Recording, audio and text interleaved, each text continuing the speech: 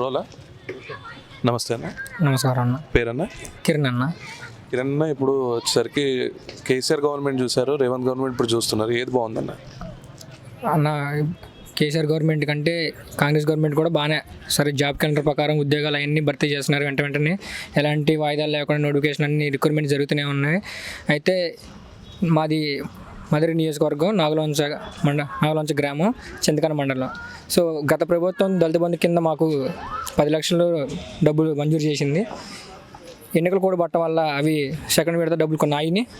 ఆ డబ్బులు మేము ఎన్నోసార్లు కలెక్టర్ ఆఫీస్కి అడిగిపోతే, ఈడీ ఆఫీస్కి అడిగిపోతే మన డిప్యూటీ సీఎం గారు వచ్చేసి, మళ్ళీ తర్వాత రేవంత్ రెడ్డి గారు వచ్చేసి వీళ్ళు ఇవ్వమని చెప్తే ఆ డబ్బులు అని చెప్తున్నారు. దాదాపు ఇప్పటికి 15 నెలలు కావస్తుంది రేవంత్ రెడ్డి సర్కారు వచ్చి. కనీసం వాటి గురించి ఒక్కరు కూడా పట్టించుకోవట్లేదు. వెంటనే డిప్యూటీ సీఎం గారు మన మధుర బట్టి గారు దాన్ని స్పందించి ఎమ్మట ఆ నిధులు రిలీజ్ చేసి డబ్బులు ఇవ్వాల్సిందిగా మా యొక్క విజ్ఞప్తి సార్. అలాగే గత ప్రభుత్వంతో పోల్చుకుంటే ఈ ప్రభుత్వం ఉద్యోగాల పరంగా అయితే బాగానే శరవేగంగా జరుగుతున్నవి. ఇంకా రానున్న కాలంలోని మంచి నోటిఫికేషన్ అన్ని భర్తీ చేసి పోస్ట్ ఇవ్వాల్సిందిగా కోరుతున్నాము. దయచేసి డిప్యూటీ సీఎం గారు స్పందించి వెంటనే దళిత బంధు డబ్బులు రిలీజ్ చేసిందిగా కోరుతున్నాము. దళితుల బంధు అంటారు. ఇప్పుడు మరి దళిత డిక్లరేషన్ కూడా వీరు ఇచ్చారు కదా 15 లక్షలు అని చెప్పి, దాని గురించి ఏమైనా వచ్చిందన్న నోటిఫికేషన్? అసలు దాని ఆగిన పెండింగ్ బిల్లు గురించి ఇంతవరకు ఏం మాట్లాడలేదు. అసలు ఇస్తా అనే మాట ఇంకా అసలు అంబేద్కర్ అభయాస్తాం. దాని గురించి అసలు అసెంబ్లీ బడ్జెట్లో కూడా ఎలాంటి ప్రస్తావన అయితే తీసుకురాలేదు. ఎందుకు ఉండొచ్చు అంటారు? బడ్జెట్ లోపం. మరి హామీలు ఇప్పుడు 3.5 సంవత్సరాలైనా నెరవేరుస్తారంటారా? నాకు తెలిసి కష్టంతో కూడుకున్న పని, కత్తి మీద సామ లాంటిది. అంతేనా? ఇప్పుడు మీకు రేషన్ కార్డు ఉందా అన్న? రేషన్ కార్డు లేదన్న. ఇప్పుడు కొత్తగా అప్లై చేసుకోవడం వెబ్ ఆప్షన్ పెడుతున్నారు. ప్రతి దానికి కూడా రేషన్ కార్డు అని పెడుతున్నారు. అసలు గత గవర్నమెంట్ మనకి రేషన్ కార్డు అనేది ఇవ్వలేదు. సరే ఈ గవర్నమెంట్ కూడా ఏమైనా ఇచ్చేటప్పుడు ప్రతి దానికి రేషన్ కార్డు అనేది లింక్ పెడుతుంది. గత గవర్నమెంట్ సంగతి ఇవ్వలేని సంగతి అధికారులు కూడా తెలుసు. మళ్ళీ మనకి వీళ్ళు గృహలక్ష్మి కానీ ఇంకా కరెంటు బిల్లుకి రేషన్ కార్డు కానీ అవన్నీ అడుగుతున్నప్పుడు ఎందుకని మళ్ళీ రేషన్ కార్డు లింక్ పెడుతున్నారు? ఇవ్వలేని సంగతి తెలుసు. వాళ్ళు 10 సంవత్సరాల అధికారుల నుండి ఇవ్వలేదు. మీరు 15 నెలలు అవుతుంది మీరు వచ్చి, మీరు తొందరగా స్పందించి ఇవ్వచ్చు కదా. ప్రతి దానికి రేషన్ కార్డు లింక్ పెడుతున్నారు. మొన్న ఎమ్మెల్సీ ఎలక్షన్ తర్వాత ఇస్తా అన్నారు, మళ్ళీ ఉగాదికి ఎందుకు చేంజ్ చేసి ఉండొచ్చు?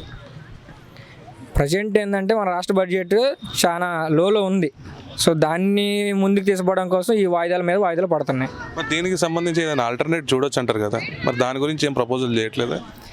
అసలు మనకి ఫ్రీ పథకాలు తీసుకోవటం వల్లే ఈ బడ్జెట్ అనేది లోపం వస్తుంది.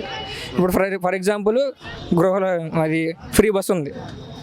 మన రాష్ట్ర బడ్జెట్ మొత్తంలో ఏకంగా బాగా తీసుకొచ్చే బడ్జెటే బస్సు సౌకర్యాల మీద, రవాణా మీద వస్తుంది.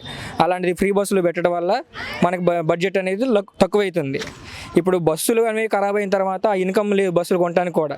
సో మాది బోనకల్లు, మాకు ఇంతకుముందు 8 బస్సులు ఉండేది. చిన్న మండకు కూడా బస్సు వచ్చేది.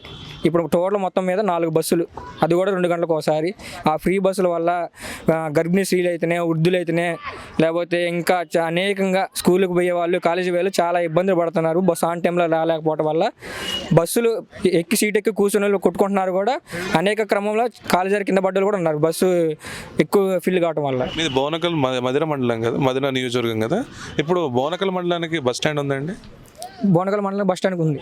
బస్ స్టాండ్ ఉందా లేకపోతే రోడ్డు మీదనే బస్ స్టాండ్? బస్ స్టాండ్ ఉన్నది కానీ అది రాయనవతల అవతల ఉన్నది, ఇంక్లూడింగ్ అది రైల్వే బ్రిడ్జి ఆనుకొని ఉన్నది. అయితే బ్రిడ్జి కింద తిరిగి వస్తుంది. మేము ప్రత్యేకించి అయితే బోనకల్ అయితే సపరేట్గా ఏం లేదు, మెయిన్ రోడ్డు మీద తిరిగి రావాల్సి వస్తుంది. మెయిన్ రోడ్డు మీదనే తిరగాల్సి వస్తుంది. ఎప్పటి నుంచో ఉన్న మండలం, ఎప్పటి నుంచో ఉన్న, ఇప్పుడు ప్రజెంట్ డిప్యూటీ సీఎం కదా మీ ఎమ్మెల్యే కూడా, మరి ఇప్పుడు దాకా ఎందుకు వేయట్లేదు అంటారు? ఈ బస్ స్టాండ్ గురించి ఎప్పుడైనా రిక్వెస్ట్ చేశారా? అనేక సార్లు మనం సీఎం బట్టి గారి దగ్గరికి తీసుకోవడం జరిగింది. అయితే దానికి ఈ నాగులవంచ నుంచి, పందిరిపల్లి నుంచి మొదలుకొని బోనకల్ వరకు డబుల్ హైవే ఖమ్మం సిటీలో ఎట్లయితే డివైడర్లు పెట్టి డివైడ్ చేస్తున్నారో దానికి నిధులు శాంక్షన్ అని చెప్పేశారు. కానీ మళ్ళీ దాని గురించి ఎంతవరకు ఎట్లాంటి ప్రస్తావన లేదు. మీ బోనకల్ అంటున్నారు కదా, మీ బోనకల్ బ్రిడ్జ్ ఉంది కదా, అది శిథిలా వ్యవస్థలో ఉందని అంటున్నారు, అది నిజమండి? ఆల్మోస్ట్ అది నిజమే, కానీ ఇంతకుముందు మరమ్మతులు పనిచేశారు. మళ్ళీ రోడ్డు అనేది డ్యామేజ్ అవుతూనే ఉంది. ఇంకోటి ఏంటంటే బోనకల్కి నాగులవంచకి మధ్యలో బండిరేగు వాగనే దగ్గర బ్రిడ్జి స్టార్ట్ చేసి దాదాపు వాళ్ళకి 14 నెలలు అది 3 పొత్తుల పార్ట్నర్షిప్ చేయడం వల్ల కనీసం ఆ బ్రిడ్జి నిర్మాణం లేకపోవడం వల్ల వర్షాకాలంలో అనేక ఇబ్బందులు ఎదుర్కోవడం జరిగింది. ఇప్పటివరకు కూడా ఆ బ్రిడ్జి అనేది అసలు ఎటువంటి దరికి రాలేదు. మొత్తానికైతే గవర్నమెంట్ ఎన్ని మార్క్స్ ఇస్తారంటారు? ఎంత రేషియోలో? 5 out of ఫ్రైడ్ రైస్కి 2.25. 2.25 వేస్తుంది. ఓకే అండి, థ్యాంక్ యూ. థ్యాంక్స్.